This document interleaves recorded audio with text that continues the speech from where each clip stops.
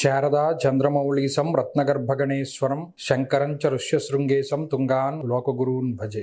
శృంగేరి శారదాపీఠ ఉభయ జగద్గురుల యొక్క పాదపద్మాలకి నమస్కారం చేసుకుంటూ, జ్యోతిష్ శాస్త్రాన్ని భావతరాల వారికి ప్రసాదించిన ఋషుల యొక్క పాదపద్మాలకి నమస్కారం చేసుకుంటూ, అలాగే నాకు ఈ జ్యోతిష విద్యను నేర్పిన గురువర్యులు జ్యోతిష బ్రహ్మ కీర్తిశేషులు శ్రీ ఏరంకి సూర్యనారాయణమూర్తి గారు సూర్యశ్రీ దైవజ్ఞ గారి యొక్క పాదపద్మాలకి నమస్కారం చేసుకుంటూ, ఓం శ్రీ మహాగణాధిపతి నమః, శ్రీ గురుభ్యో నమః, హరి ఓం. వీక్షకులందరికీ నమస్కారం. దాదాపుగా 137 రోజుల పాటు వక్రగతిని సంచరించబోతూ ఉన్నటువంటి శనేశ్వరుని యొక్క వక్రగతి తాలూకు ఫలితాలని పూర్తి శాస్త్రబద్ధమైనటువంటి ప్రమాణాలతోటి గోచార దర్శనం వంటి ఉత్కృష్టమైనటువంటి గ్రంథం ఆధారంగా మనం ఈ వీడియో ద్వారా ఆ శనేశ్వరుని యొక్క వక్రగతి 12 రాశుల పైన ఏ విధమైనటువంటి ప్రభావాన్ని చూపించబోతూ ఉన్నది అనేటువంటి విషయాన్ని మనం పరిశీలన చేద్దాం. ముఖ్యంగా ఈ వక్రగతి గురించిన కొన్ని ముఖ్యమైనటువంటి విషయాలను కూడా మనం పరిశీలన చేస్తే, రేవతి నక్షత్రము 1వ పాదంలో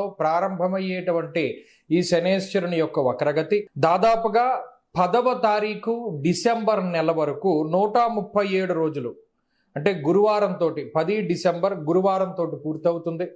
137 రోజుల పాటు ఉత్తరాభాద్ర 4వ పాదము, ఉత్తరాభాద్ర 3వ పాదంలోకి శనేశ్వరుని యొక్క వక్రగతి కొనసాగుతుంది. ఇక్కడ కొన్ని ముఖ్యమైనటువంటి విషయాలు ఏంటి అంటే, 350 డిగ్రీల 36 భాగాల్లో ప్రయాణిస్తూ ఉన్నటువంటి శనేశ్వరుడు వక్రగతిని ప్రారంభించి 343 డిగ్రీల 47 భాగాల వరకు కూడా ఆయన సంచారం జరుగుతుంది. ఇది నేను చెప్తూ ఉన్నటువంటిది కృష్ణమన్స్ ఎఫిమెరీస్ ఆధారంగా చేసుకుని నేను ఈ ఫలితాలను చెప్పడం జరుగుతూ ఉన్నది. అలాగే ముఖ్యంగా గోచారమందు వక్రించినటువంటి ఫలితాలు స్పష్టంగా మూల గ్రంథాల్లో ఎక్కడా కూడా చెప్పబడి లేవు. ఈ విషయాన్ని మనం దృష్టిలో పెట్టుకోవాలి. ఎందుకంటే ఋషులు చెప్పినటువంటి విషయాలన్నీ కూడా రుజు మార్గంలోనే, అంటే ముందుకు ప్రయాణం చేస్తూ ఉన్నటువంటి గ్రహాలకు సంబంధించి, ఫలానా గ్రహం ఇక్కడ ఉంటే ఈ ఫలితం, అక్కడ ఉంటే ఆ ఫలితం అని చెప్పడం జరిగింది తప్పితే, ఫలానా గ్రహం వక్రించినప్పుడు గోచారంలో ఈ ఫలితం ఉంది అని ఏ ఋషి కూడా మనకి చెప్పలేదు. ఈ విషయాన్ని స్పష్టంగా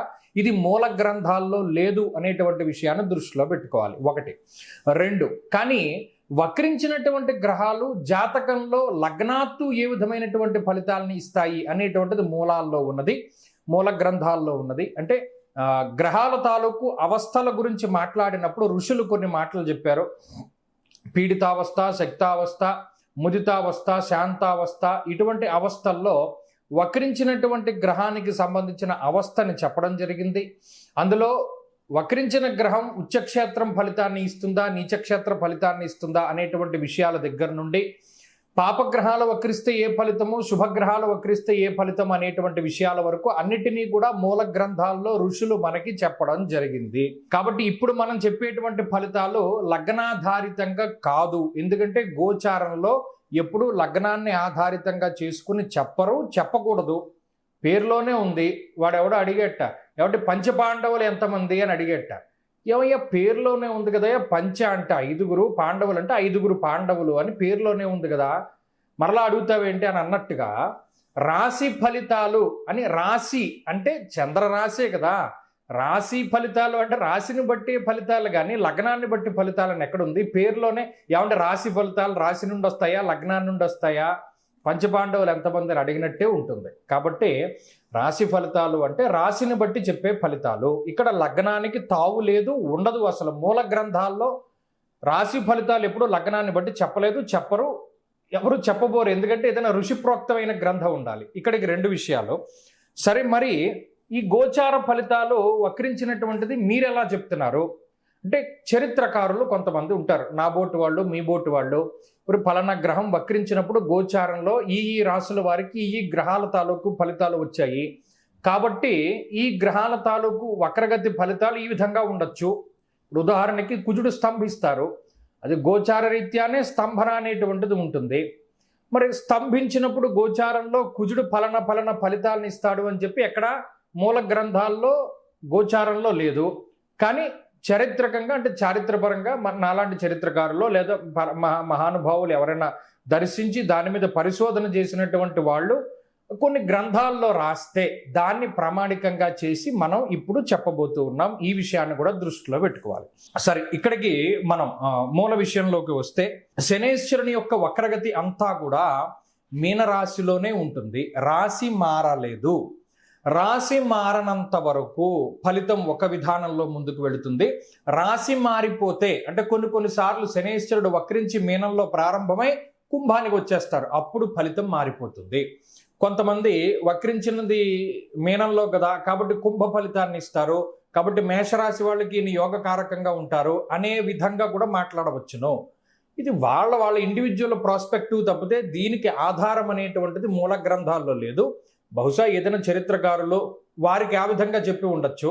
కాబట్టి ఇక్కడ అనేక రకాల డిస్ప్యూట్స్ రావడానికి కారణం ఇదే అవుతుంది. మూల గ్రంథాల్లో ఎక్కడా దీని ప్రస్తావన లేదు. ఒరిజినల్గా అయితే మనం చెప్పక్కర్లేదు, కానీ ఇప్పుడు ఉండేటువంటి ఆధునిక పరిస్థితులకు తగ్గట్టు చెప్పవలసిన అవసరం ఉన్నది. ఇక ఫలితాల్లోకి వెళితే, తులారాశి వారికి శనేశ్వరుడు వక్రించి మధ్యస్థమైనటువంటి ఫలితం కిందే మనం భావించవచ్చు. ముఖ్యంగా గతం నుండే ఆయన ఇచ్చేటువంటి అనుగ్రహాలు ఏవైతే ఉన్నాయో, శత్రునాశనము, లేకపోతేనేమో రుణ బాధలు తగ్గడము, రోగ బాధలు తగ్గడం ఇత్యాది వాటితో పాటుగా కొత్తగా ఏదో ఒకటి తీసుకొచ్చి పెడుతూ ఉంటాడు. అంటే ఇది చెయ్యాలేమో, ఇది చేయకపోతే మనకి ఏదైనా అయిపోతుందేమో అనేటువంటి భావన కలుగుతూ ఉంటుంది. అంటే ఏదైనా ఒక పని, ఒక కార్యము, మీరు తులారాశి వారిని గమనించండి, అప్పటి వరకు వారికి ఆ థాట్ ఉండదు. కానీ శనేశ్వరుడు వక్రగతి ప్రారంభమైన తర్వాత ఒక ఐడియా వస్తూ ఉంటుంది. ఓహో, మనం ఇది చేయవలసి వస్తుందేమో, లేదా మనం ఇది చేస్తే బాగుంటుందేమో అని నెత్తిమీ పెట్టుకుంటారు. దాంతోనే కష్టపడుతూ ఉంటారు, నిరంతరం దాని గురించి ఆలోచిస్తూ ఉంటారు. ఇలా వారికి సంబంధించినటువంటి ఆ బుద్ధి, వీటికి సంబంధించిన వాటిపై ఆయన ప్రభావాన్ని చూపెడతారు. శనేశ్వరుడు ఏమి అనారోగ్యాన్ని ఇవ్వరు, ఆర్థిక సమస్యలను ఇవ్వరు, కాబట్టి ఏదో పెద్ద ఇబ్బంది కలిగించే విషయం కాదు. కాకపోతే ఏంటంటే నిత్యము ఏదో ఒక చింతన, ఆలోచన, ఏదో ఒక విచారం అంటే బాధను కాదు, ఆలోచన ఉండడము, ఇటువంటి వాటికి సంబంధించినటువంటి విషయాలు. ఇక తులారాశి వారికే మరలా ఉద్యోగ వ్యాపారాల పరంగా కొత్త మెళుకువలు తెలిసేలా చేస్తారు శనేశ్వరులు. ఆయన మరీ ముఖ్యంగా ఎక్కువ కష్టపడకుండా తొందరగా రిజల్ట్ వచ్చేటువంటి మార్గాల్ని చూపిస్తూ ఉంటారు. అది కూడా ఒక మంచి విషయం.